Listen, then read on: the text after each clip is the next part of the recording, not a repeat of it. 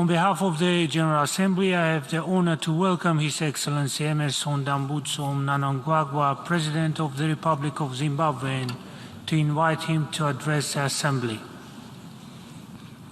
Your Excellency, Mr. Karosi, President of the 77th session of the General Assembly, Your Excellency, Mr. Antonio Guterres, Secretary General of the United Nations, Your Majesty, Your Excellencies, Heads of State and Government, distinguished guests, it is my singular honor to deliver this statement to this august assembly.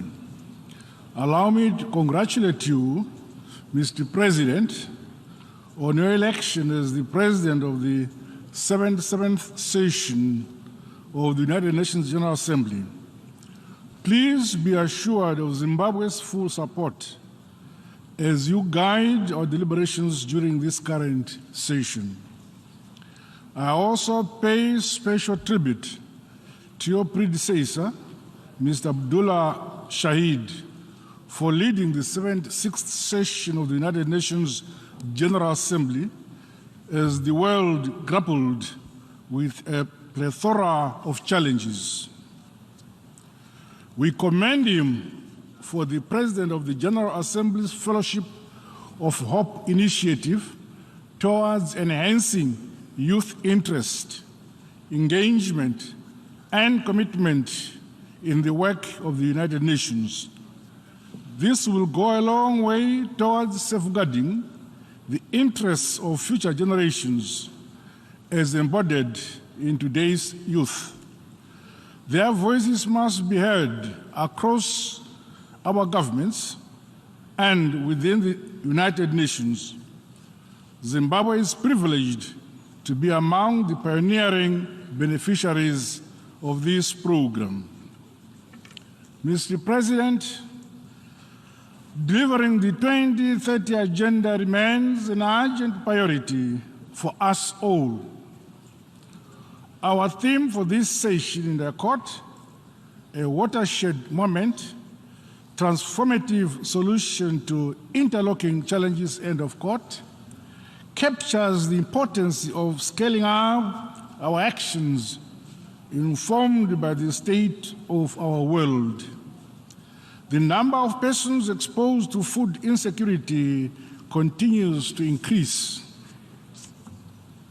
Meanwhile, the scourges of conflict and climate change have become major drivers of migration and refugees. The ever-looming threat associated with the CCC crisis of COVID-19, conflict, and climate change has placed upon us an enormous responsibility to confront these interlocking challenges by strengthening multilateralism and solidarity.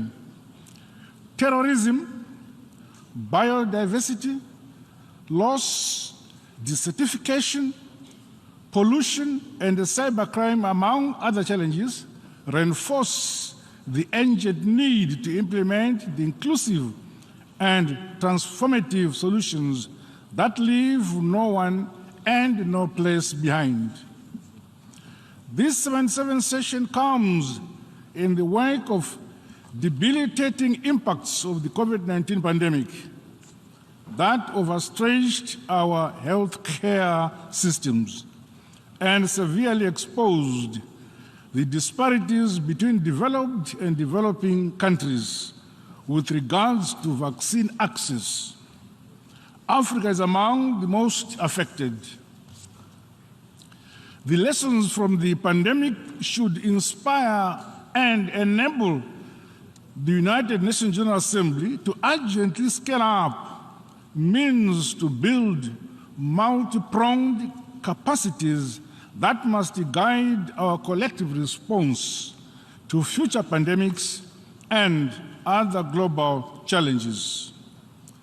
Despite the illegal economic sanctions imposed on Zimbabwe, Zimbabwe successfully implemented its COVID-19 national response strategy, encouraged largely by our own internal resources and institutional capacities.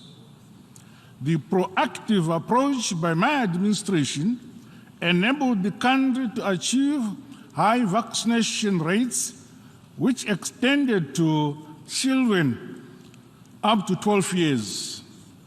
Meanwhile, our focus on the construction, rehabilitation, and modernization of health facilities across the country, coupled with enhanced capacities around biotechnology and the pharmaceutical value chain, attest to my government's determination to realize universal health coverage.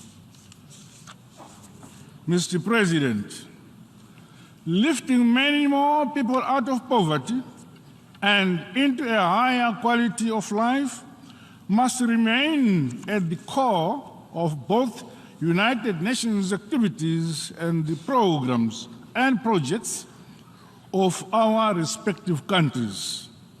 Zimbabwe has made significant strides towards ending poverty and hunger. This has seen the implementation of various policies and programs to support and empower communal and small-scale farmers. At the household level, the provision of agricultural inputs, equipment, and technical support to farmers, especially the vulnerable, has contributed to household and national food and nutrition security. However, in 2022, mid-season drought and tropical cyclones regrettably reduced the overall performance of the agricultural sector. To this end, the climate change conundrum has continued to be an albatross. The United Nations Framework Convention on Climate Change and the Paris Agreement should remain the primary platform for negotiating our collective global response to climate change. All measures taken to achieve the targets and commitments set under the Paris Agreement have to be implemented. Furthermore, the principle of common but differentiated responsibilities and respective capabilities in light of the different national circumstances must also be reflected. Financing for climate change has remained inadequate, leaving the scope for effective and just transition to renewable energy among developing countries under serious threat. It is our hope that at COP27 in Egypt later this year, the developed countries will deliver more concrete action on climate change, not just for mitigation targets, but also in relation to adaptation, loss and damage, climate-specific finance, technology transfer, and capacity building. In our case, Zimbabwe is making concerted and deliberate efforts to integrate climate action into our national policies, strategies, and planning. This includes strengthening resilience and adaptive capacity of the most vulnerable in our society. Additionally, my government is implementing an ambitious program to increase the number of dams for irrigation. The program is expected to create green belts across the country as we reduce dependency on rain-fed agricultural activities while enhancing export-led production and productivity. Our comprehensive agriculture transformation strategy is focused on increasing production and productivity across the agriculture spectrum.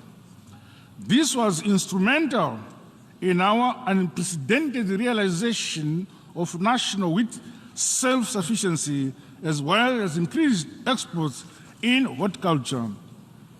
The provision of technical extension services for improved land and water use has seen widespread adoption of climate-smart agricultural innovations, with evident upward increase of incomes among communal and smallholder farmers, as well as women and youth in agriculture. Mr. President, Zimbabwe is committed to Agenda 2030 and has to this end mainstreamed the 17 SDGs into our national economy.